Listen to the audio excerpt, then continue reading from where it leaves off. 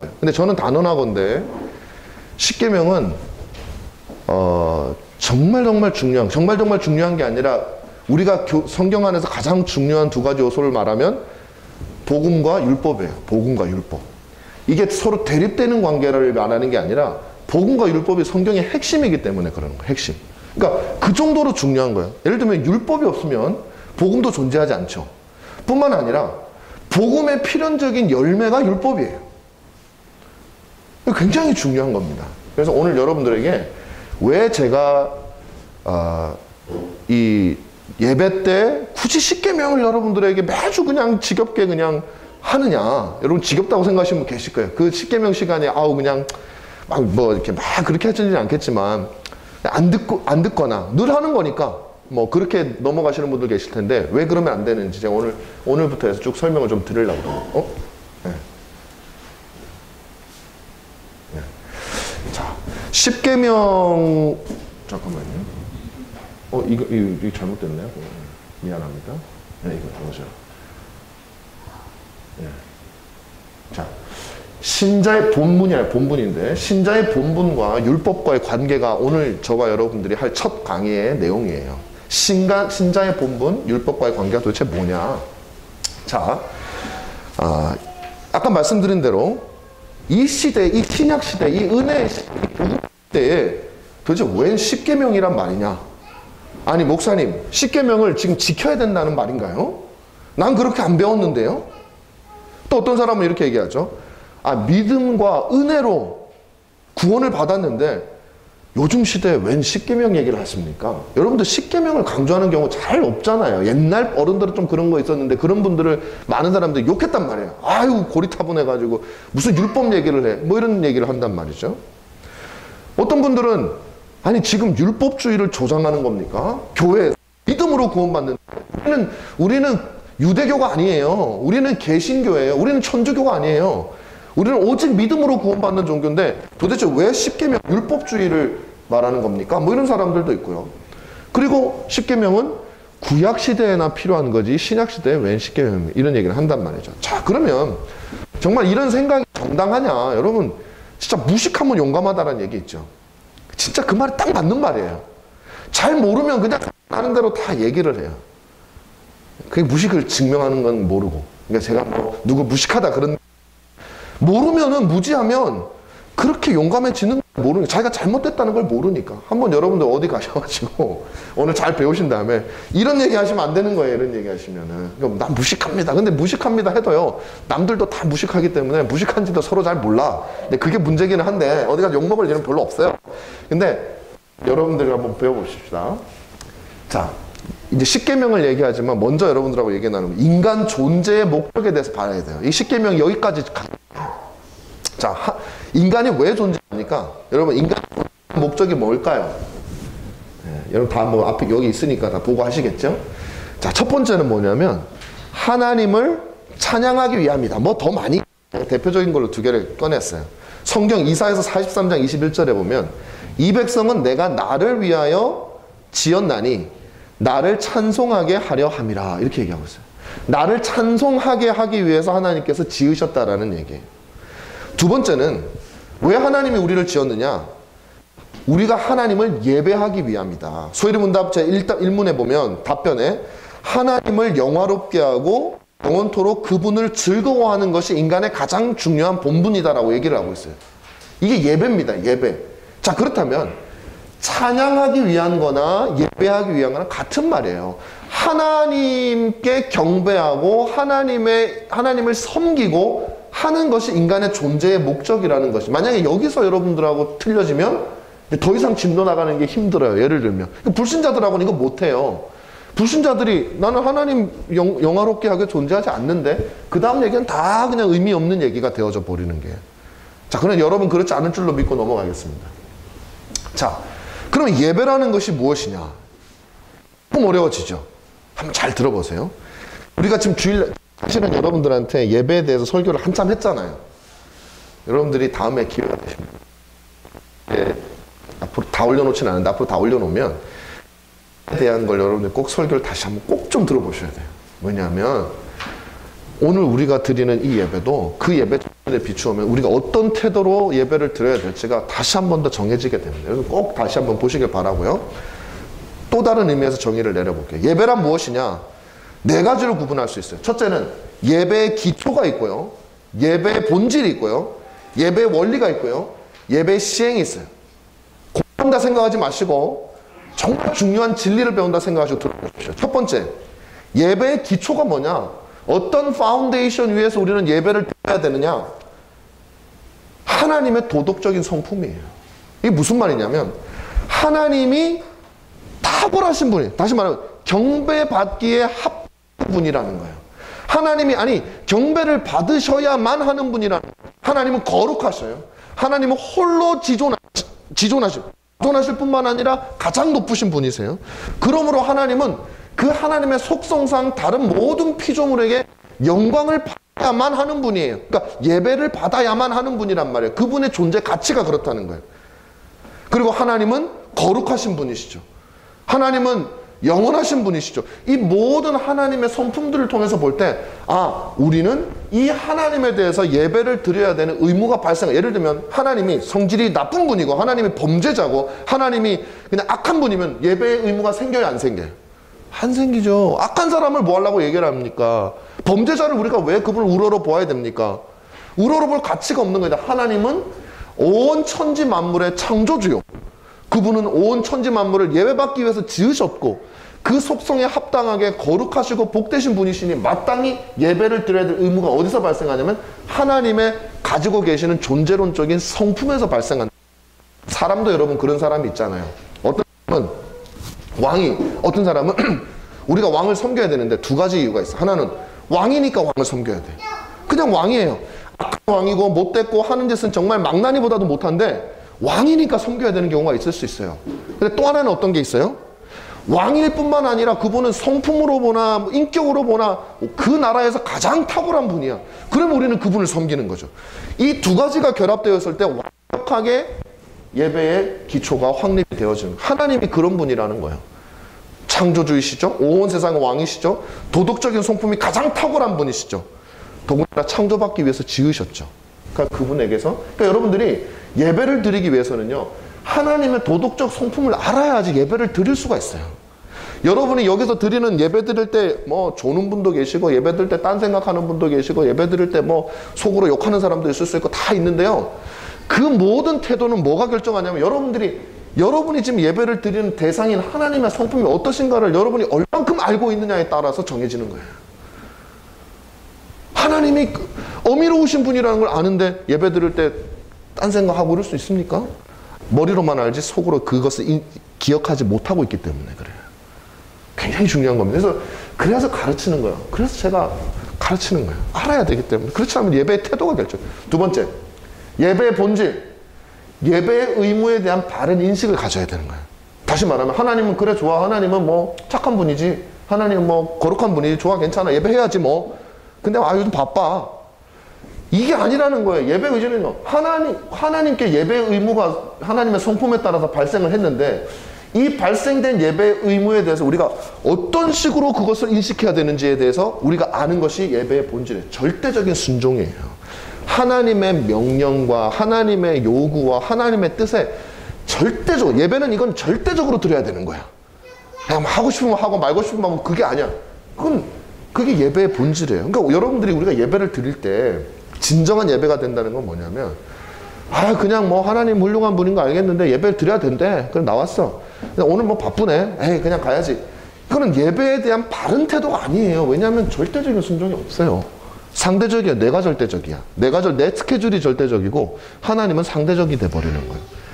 여러분, 이 두 가지가 갖추어질 때 예배의 기초와 예배의 본질이 있습니다. 절대적인 순종. 그럼 세 번째, 그럼 예배의 원리. 요 예배는요, 근데 여러분, 우리 주일날 드리는 예배를 말하는 게 아니에요. 기본적으로는. 제가 뭐라 그랬죠? 우리 인생의 삶의 예배를 말하는 겁니다.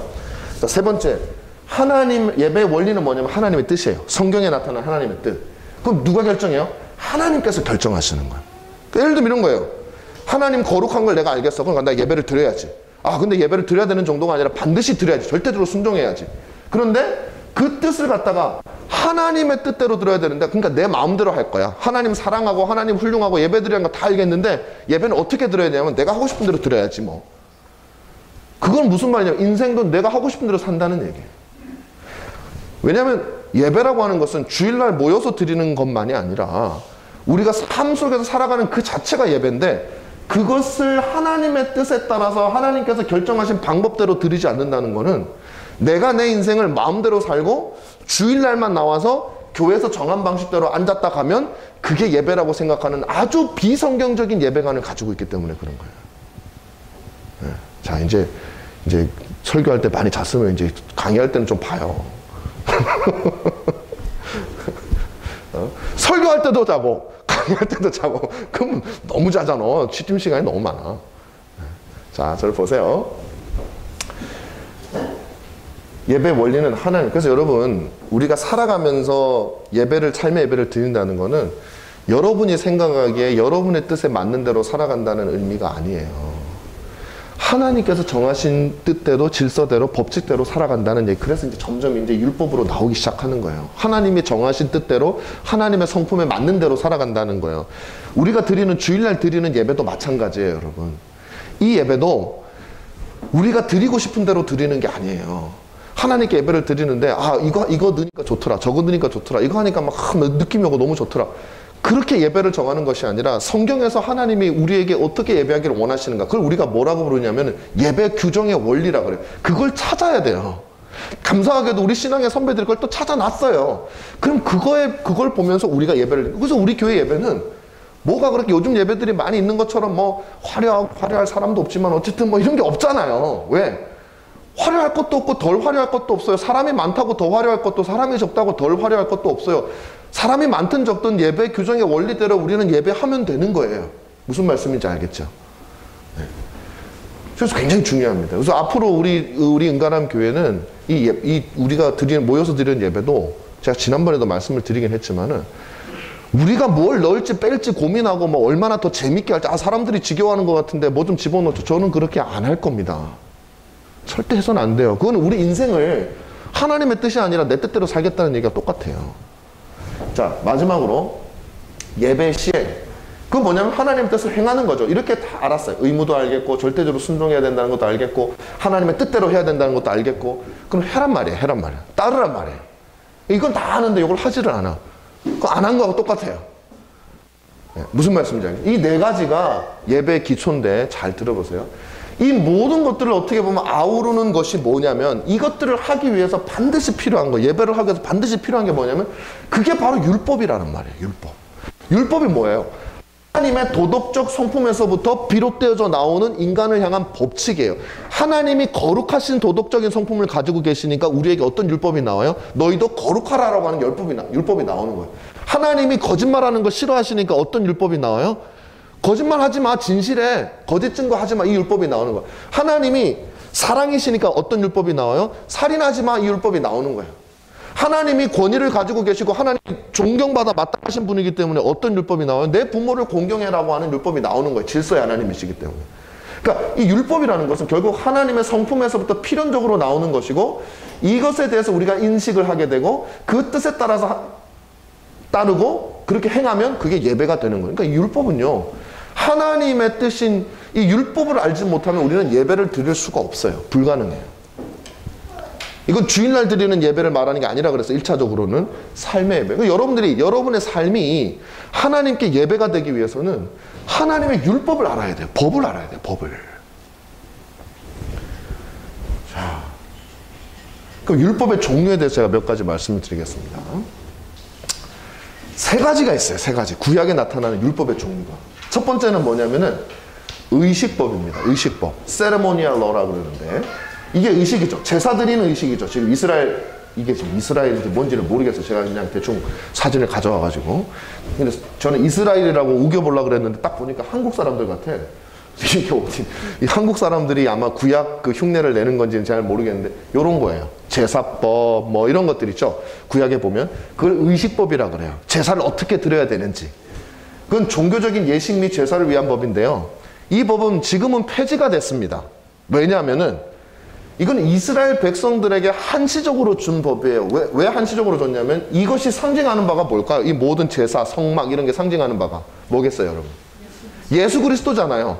근데 그분이 오셨어. 근데 뭐 하려고 모형 붙들고 우리가 하고 있어요. 그분을 바라보면서 예배하면 되지. 그래서 이 법은요, 없어졌어요. 없어졌어. 그래서 우리는 이 의식법 안 지키는 거예요. 하나님의 뜻이 반영되어 있어요. 그러나 이것은 우리에게 해당되지 않는 법이에요. 자, 두 번째. 시민법이에요. 시민법. 시빌러. 이거 보세요. 이거는 이스라엘이라고 하는 국가에 주신 그 나라의 법이에요. 왜냐하면 이스라엘은 하나님의 백성이었잖아요. 그러니까 하나님의 성품을 담고 하나님의 뜻이 반영되어진 법을 이스라엘 나라의 법으로 주셨단 말이에요. 근데 그 사람들에게 왜 이런 법, 그럼 뭐 예를 들면 살인하는 사람은 뭐 쳐 죽여라 뭐 이런 거 있죠.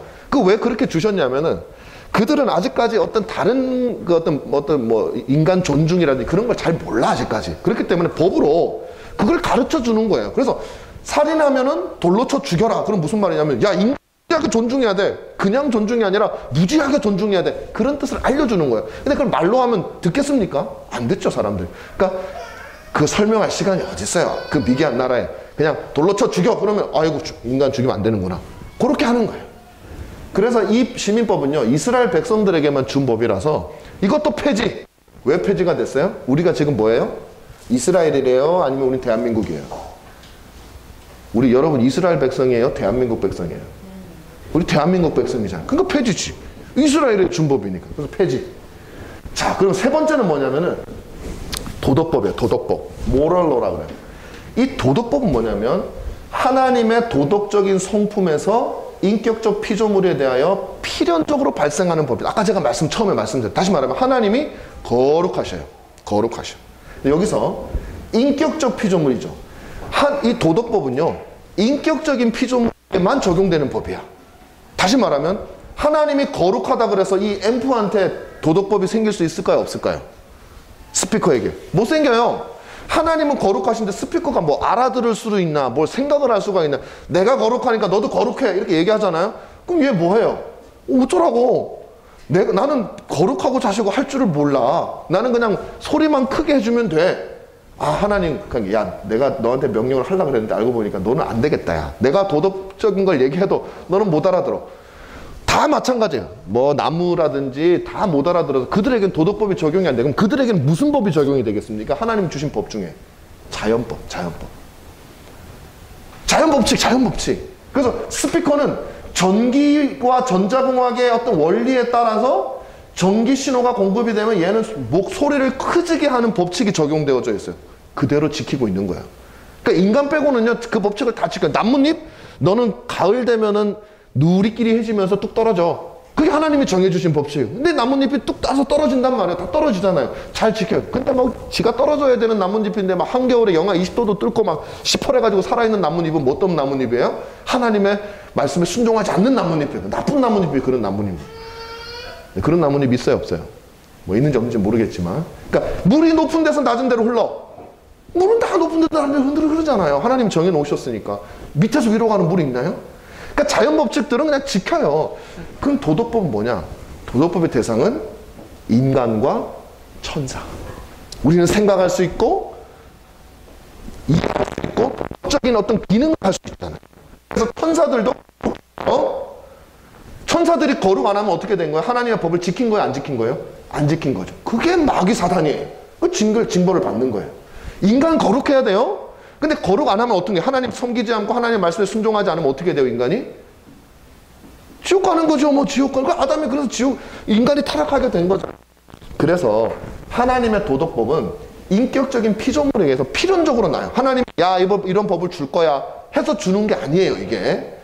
자, 이 예를 하나 들어드릴게요. 처음 아담이 딱 만들어졌어요. 아담이 딱 창조가 됐어. 눈을 딱 떴어. 떴는데 하나님이 나타났어. 예를 들면 그 하나님을 보고서 아담이 당신 누구요? 하나님 야 절로 가. 그랬는데 싫어요. 그러면 아담은 죄를 범했어요? 안 범했어요? 범했을까? 안 범했을까?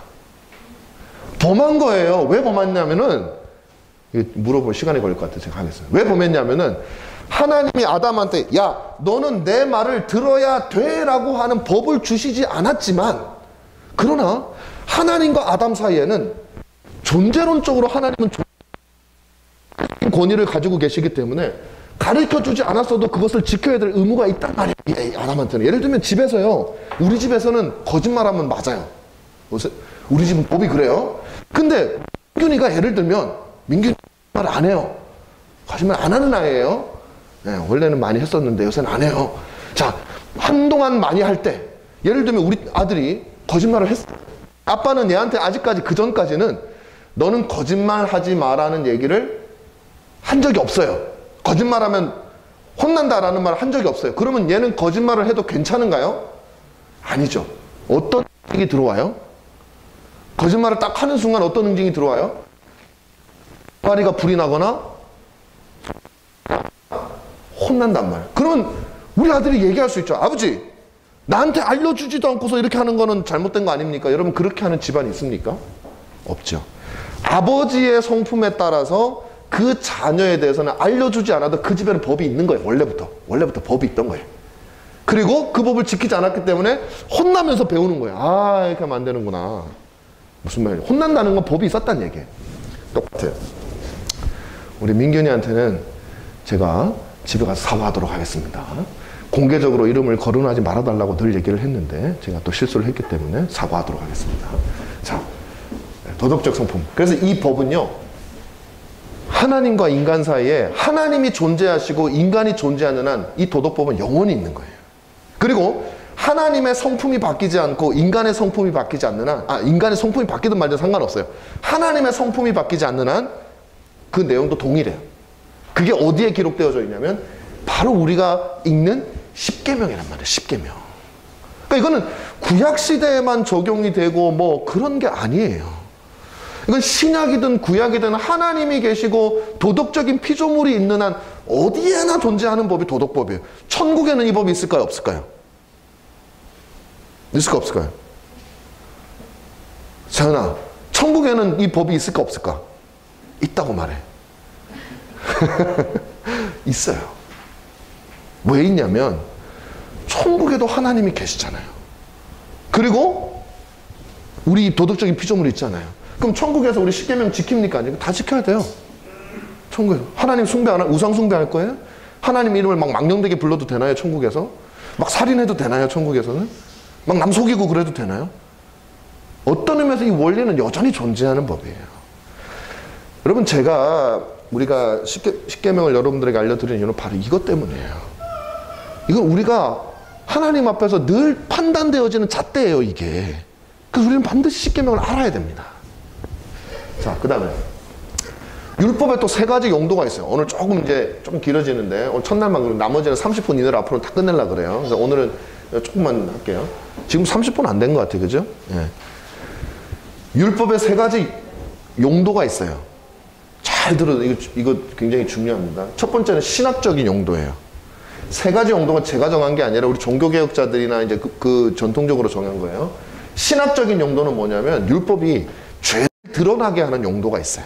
그죠? 여러분들이 내가 죄인인지 아닌지 잘 모를 때 십계명을 보다 보면 물론 도둑질 하지 말라 이걸 보면 아휴, 내가 도둑질을 했구나, 잘못했지. 거짓말 하지 말라, 내가 거짓말 했구나, 내가 죄를 졌구나. 그걸 깨닫게 하는 거예요. 우리 죄를 드러나게 하는 거예요. 그럼 율법이 우리 그 법 자체가 그런 기능이 있잖아요. 그죠? 우리나라도 법이라는 게 어떤 사람을 죄냐 아니냐를 구분하기 위한 기준이 되는 거잖아요.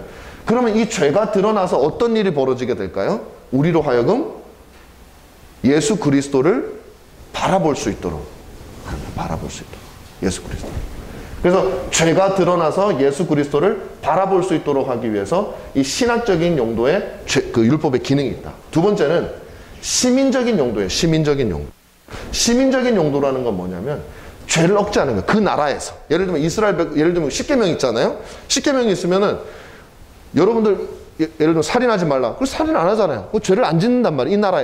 이 나라에서. 그러니까 인간 세상 삶을 살아가면서 거짓말하지 마. 거짓말 안 하는 용도가 있단 말이에요. 그래서 죄를 억제하는 용도가 있어요. 자, 3번째는 뭐냐면 규범적인 용도예요. 자, 여러분 이게 제일 중요한 용도입니다. 이건 언제 필요하냐면 우리가 예수를 믿을 때 필요한 거예요. 예수를 믿을 때. 믿기 전에 내가 죄인이라는 거 알고 또 이제 우리가 회개할 때 계속 내가 죄인이구나라는 깨달음. 이건 여러분들이 이 세상을 살아가는 한 사람의 시민으로서 죄를 억제하기 위해서 필요한 거고, 요게 진짜 중요한 거예요. 하나님의 뜻에 따라서 사는 것을 도와주는 역할을 하는 거예요. 하나님의 뜻에 따라서 하는 것을. 다시 말하면 우리가 거듭난 하나님의 백성으로서 하나님을 섬기는데 어떻게 섬겨야 될지를 모르겠는 거예요. 어떻게 해야지 하나님을 기쁘시게 하는지를 잘 모르겠는 거예요. 그래서 하나님을 기쁘시게 하는 방법을 우리에게 알려주는 거예요. 그게 하나님께서 율법을 우리에게 주신 거예요. 여러분 십계명을 줄 때 여러분들은 어떻게 받아요? 기쁘게 받아야겠습니까? 슬프게 받아야겠습니까? 짜증나게 받아야겠습니까? 슬프게 받거나 짜증나게 받는 사람은 이거예요. 아직까지 요 용도로 자기가 율법을 바라보고 있는 거예요. 어떻게 보면 거듭나지 않았거나 거듭났는데 그 확신이 없는 사람이에요. 아직까지도 율법만 보면 죄만 생각이 나. 그건 스트레스 받죠. 자, 이 세 번째 용도로 율법을 사용할 줄 아는 사람은 율법을 들을 때 어떤 생각이 들겠어요? 기뻐요. 한편으로는 제가 지키지 못했기 때문에 하나님께 반성하는 마음도 있지만 또 한편으로는 아 맞아. 내가 어떻게 하나님을 섬겨야 될지 모르는데 이렇게 해야지 하나님을 섬기는구나. 이게 없었으면 큰일 날 뻔했네. 이게 없었으면 내 마음대로 하다가 하나님 뜻도 알지도 못하고 그렇게 살았을 거 아니야. 라고 생각을 하게 된다는 거예요. 그래서 이 세 번째 용도가 우리 종교개혁자들은 제일 중요한 용도다 이렇게 생각해요. 많은 사람들이 첫 번째라고 생각을 해요. 아 우리가 예수님께 거듭나는 게 율법의 원래 목적이 아닌가 생각을 하는데 아니에요. 원래 율법이 우리에게 주어진 이유는 뭐냐면 어떻게 해야 하나님을 기쁘시게 하는 삶을 살 수 있겠는가 하는 차원에서 우리에게 율법이 주어졌다라는 것입니다. 자, 제가 도덕법에 대해서는 제가 쭉 아까 말씀을 드렸기 때문에 여러분들이 한번 집에 쭉 보세요. 도덕법은 필연적인 법이고 타락으로 지워져가지고 희미해졌어요. 그래서 하나님께서 십계명을 통해서 그 법을 다시 주신 거예요. 우리에게 확실하게 주신 거예요. 그 다음에 생명과 저주를 약속하죠. 안 지키면 저주고 지키면 생명입니다.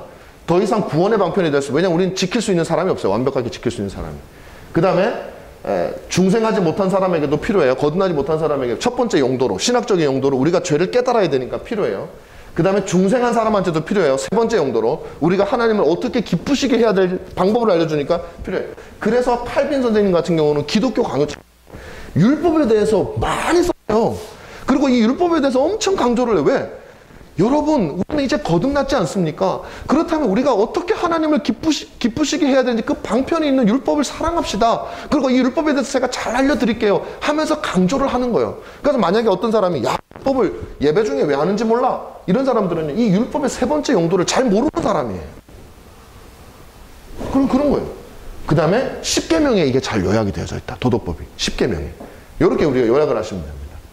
자, 다 끝났네요 보니까.